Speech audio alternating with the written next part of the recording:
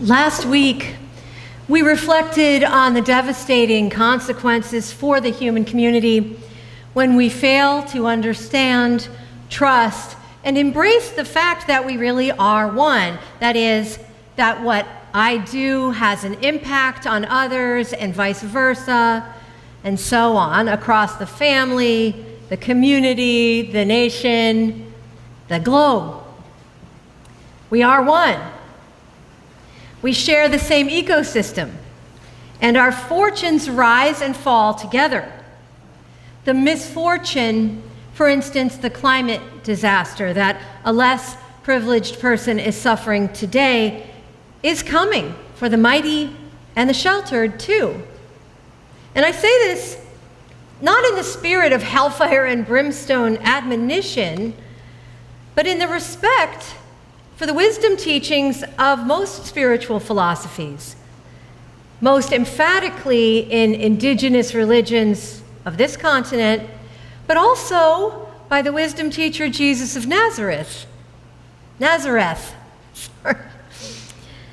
To pause there for a moment, I often think about the fact that if so-called Christian colonizers of the Americas had actually embraced and practiced Jesus' central teachings about sharing resources, keeping material needs minimal, not storing up wealth on earth to compensate for spiritual emptiness and existential angst, our planet would not be burning today because it is from the so-called Christian Western part of the world that most of the devastation is coming from and generating.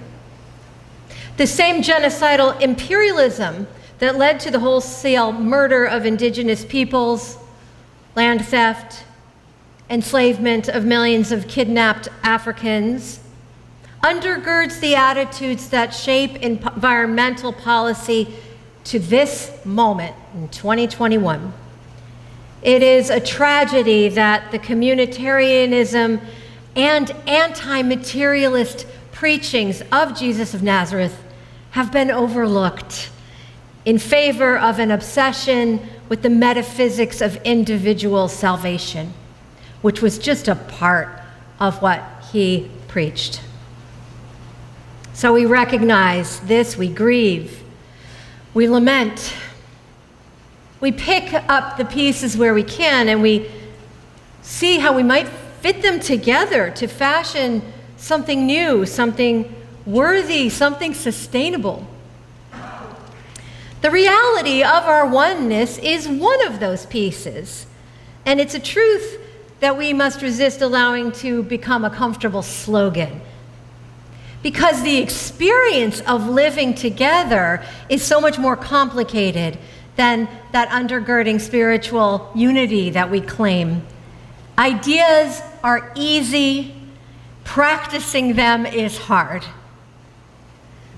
It's a very interesting time to be alive, because while we're learning on a scientific quantum level that there is more sentience, cause and effect, and connection among plants, people, non-human animals, and aspects of the environment than has been understood before, we are also simultaneously learning a tremendous amount about the diversity of each of our unique brains, our ways of processing information, our sensory input and output, our learning styles, our perception. 100 years ago, if Johnny wasn't learning his letters and his numbers or behaving for the schoolmistress, he might be taken out behind the woodshed to whip some compliance into him. No one had an inkling that Johnny might be fidgeting because his brain chemistry was different, or he saw letters backwards, or his ability to hear his teacher was just impaired enough to make class time stressful and miserable. What a world of realization and research has exploded since then. Related worlds of new information and understanding have also arisen in recent years, recent decades as people whose voices, experiences, histories, and perspectives have been disrespected, ignored, suppressed, or erased, have themselves found platforms for expression and for trying to educate others. Those who would like to stay comfortably in the dominant worldview may say, I don't see color, or I think women are equal to men. I don't have a problem with that. Or I wouldn't care if my kid was gay or trans. The chorus of new consciousness responds, you have to see color. Racial diversity exists, and it should be celebrated, not ignored or erased. And you know what? Only those in a racial majority have the privilege in the first place of not being able to see color. Or they respond, you can personally think women are equal to men. That's great. But are you actively advocating for women's rights, for equal pay, reproductive freedoms? How are you actively dismantling the rape culture that still makes the lives of women so contingent to male violence? And so on. A friend of mine with physical disabilities doesn't want to be heralded as brave for using a wheelchair. She wants more people to pay attention to the way her school or her city make it possible or impossible for her to fully participate by caring about accessibility. Hello, we are one, and we are also having really different experiences of being alive. We know from the wild popularity of reality TV and those, the hidden lives of documentaries, that we are truly curious about each other. What makes someone become a serial killer? Is it an injury to the frontal lobe of the brain? Is it childhood abuse? Is it innate evil? What is it? What's it like to be as rich as Kim Kardashian and to live like that? What will happen to the friendship between two of the warring housewives of Beverly Hills or Atlanta? In these cases, it's tempting to use the mystery of the individual as entertainment. And that's a temptation that we really need to question and challenge within ourselves. No human pain exists to give me something to dispassionately observe or gossip about or watch on an odd Thursday night off.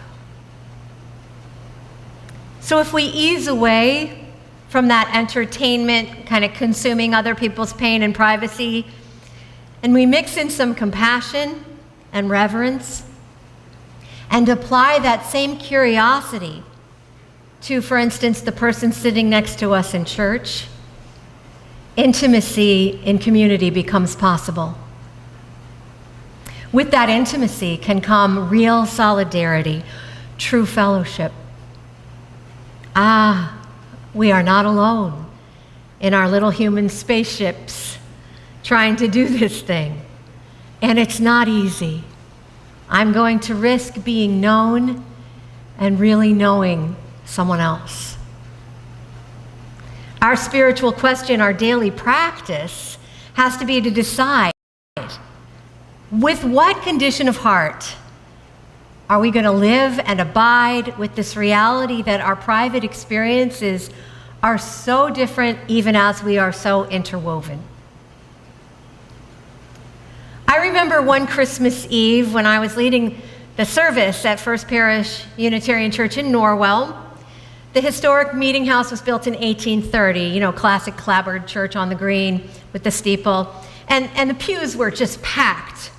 We had two services, so we were in the middle of the first one, the 5:30, probably two Christmas carols in and one gospel reading. And I was getting ready to give a reading or a homily when I realized that my pulse was starting to race and my breathing to become shallow and constricted.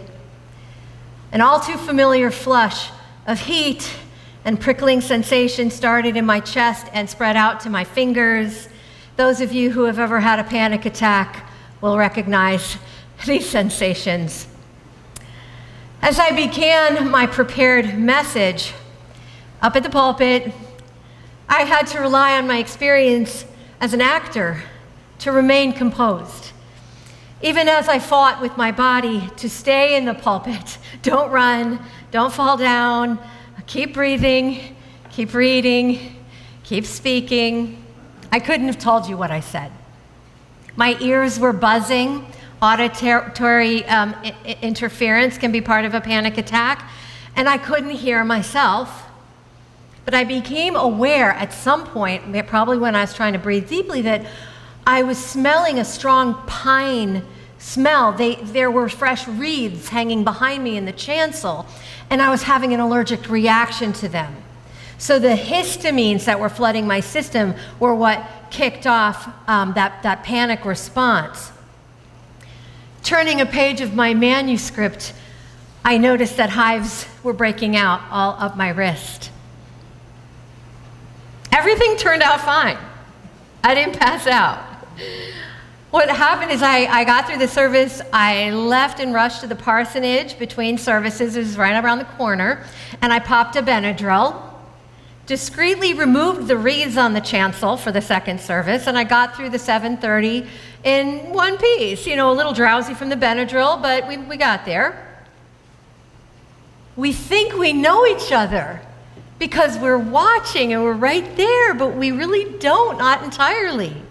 There's so much going on beneath the person that we might think we're really closely observing.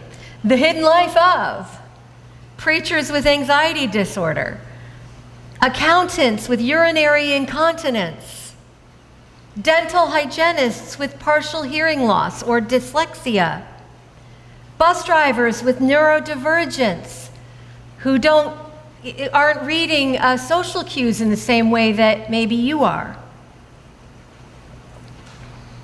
It's been such a breath of fresh, liberating air to see how younger people have normalized talking about these things, opening a door into their experience in a comfortable way and saying, you know, I refuse to accept stigma. A young activist says, I'm late to this meeting because my depression really sucks today, and I had a hard time getting dressed.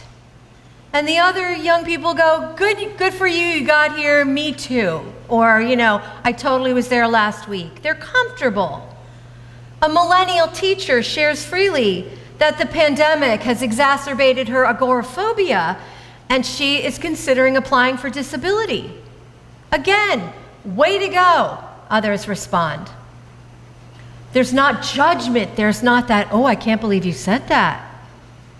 Someone asks a friend, hey, are you going to be serving alcohol at your dinner party because my sobriety is really new right now and I need to avoid being around drinking?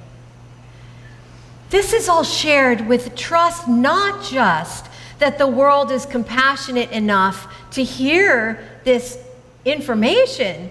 It's not just that, it's also that these younger people understand and know that everyone in the room, the meeting, the sanctuary, the community, is very likely to have at least one point or another, to have had a private reality that was challenging, that is challenging, and sometimes debilitating.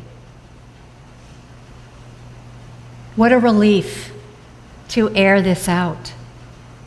What a freedom and a new era of human relations we can achieve fully if we realize and accept that even the person next to us, whom we think we know, or whom we assume to be sharing the same approximate level of comfort of body or mind, is, what do you know, having their own unique experience of being alive at any moment. And it might not be what we assume it is.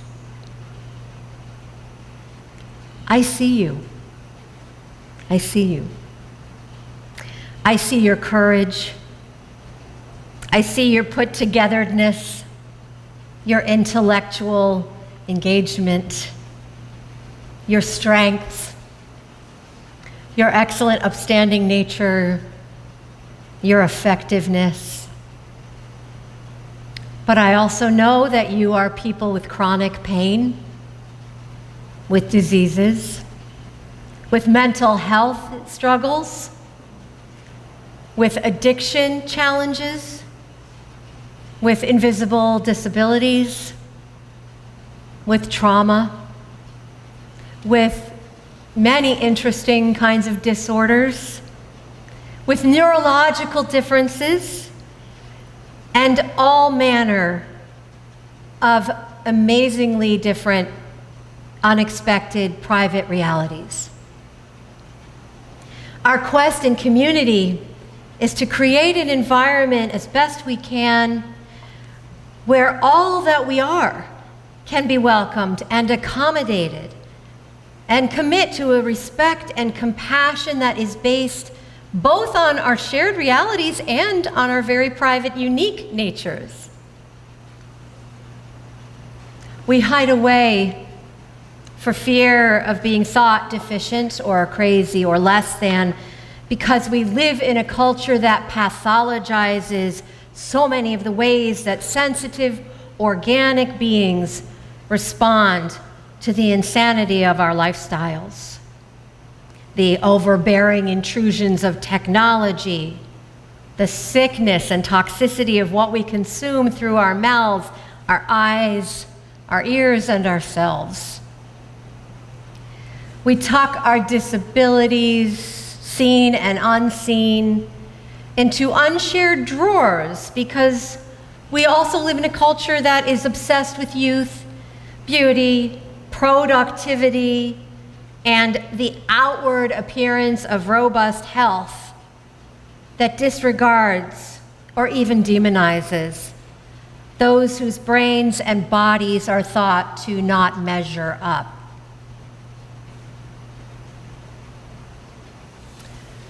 As in the story of one stick, two stick that we just heard from Chris,